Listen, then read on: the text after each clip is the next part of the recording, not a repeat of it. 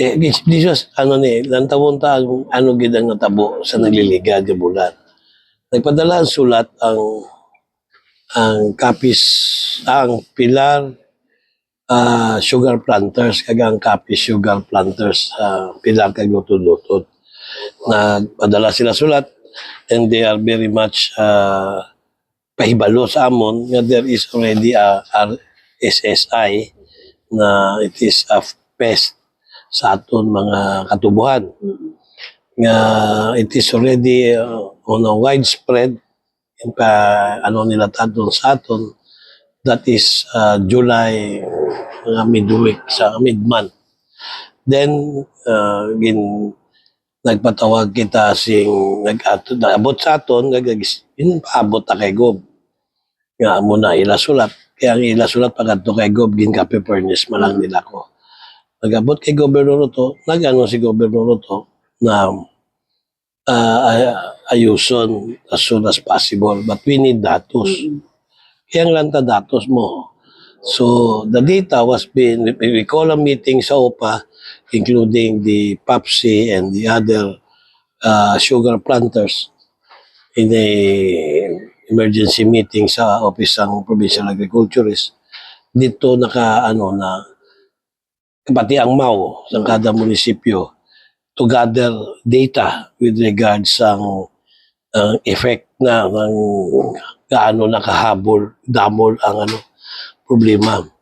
So nagpasa sila within as soon as possible in a week.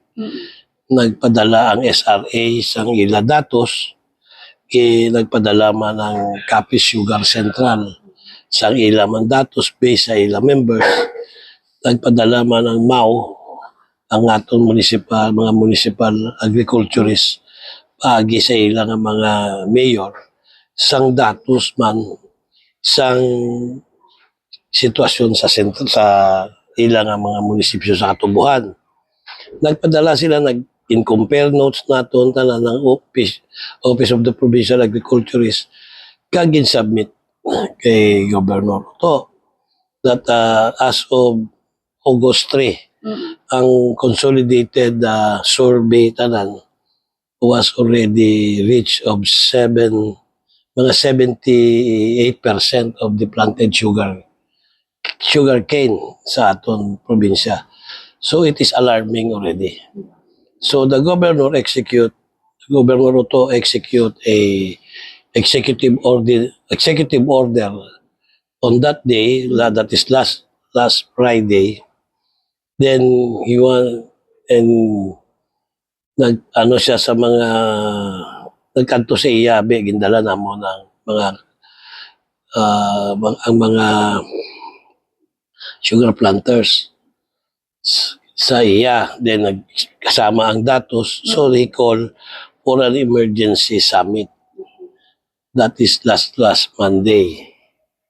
The emergency summit, which will include ang Provincial Disaster Risk Management Council, because it is already, we feel that kay balan mo ang aton niya ginano, taon ang kadakuon sa problema kay inaya isa ka kalamidad.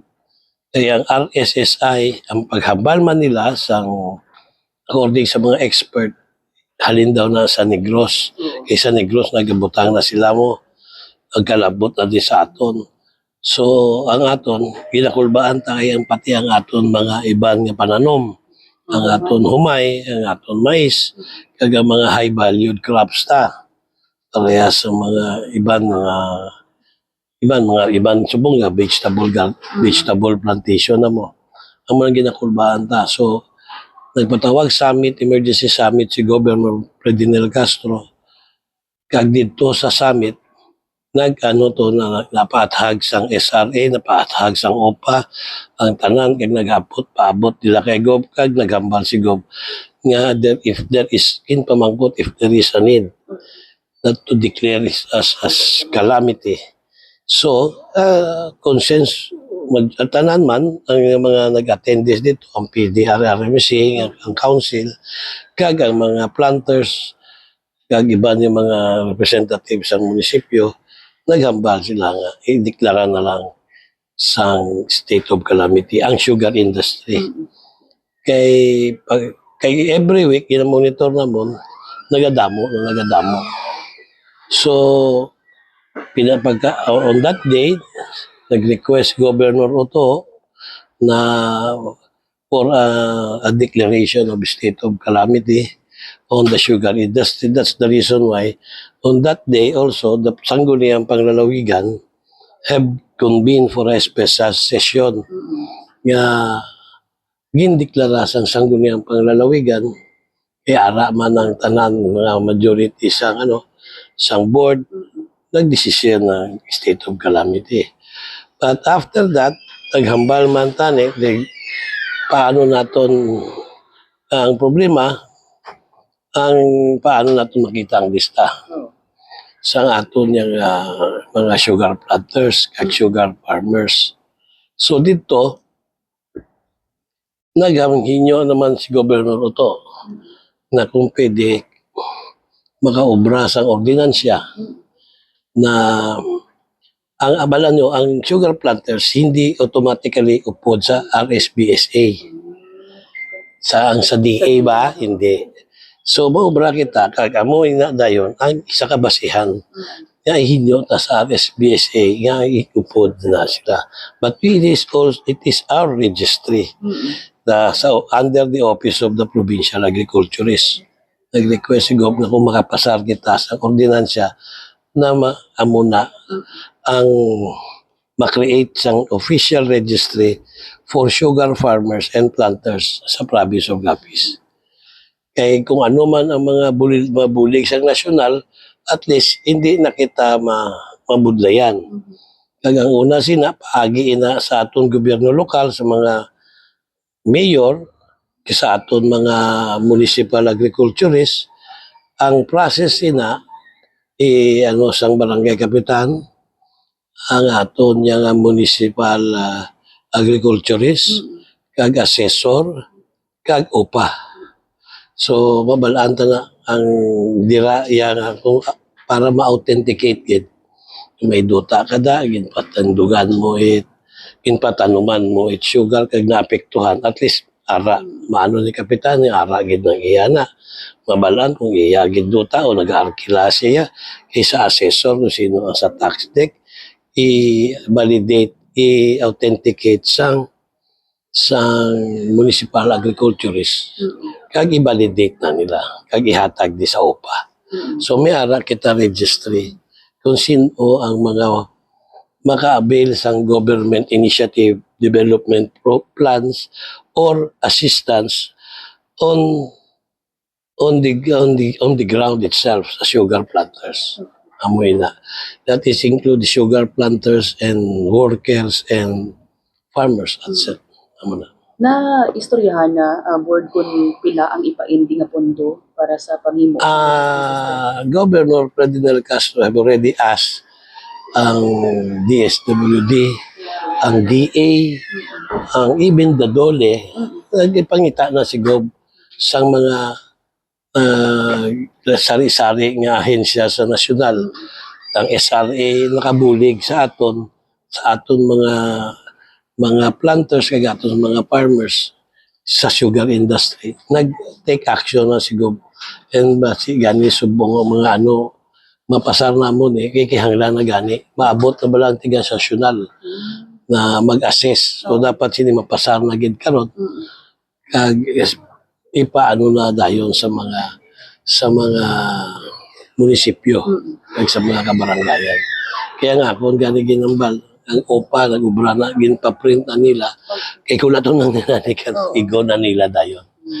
Para Pero madasig kumusta panahon. board ang sa mga kaupnanan nimo man sa Sangguniang Panlalawigan, ano yung ilang nga pag-apresar sang ordinansa ng Sang nagligad, nag-public hearing kami. Ara man sila halos tanan.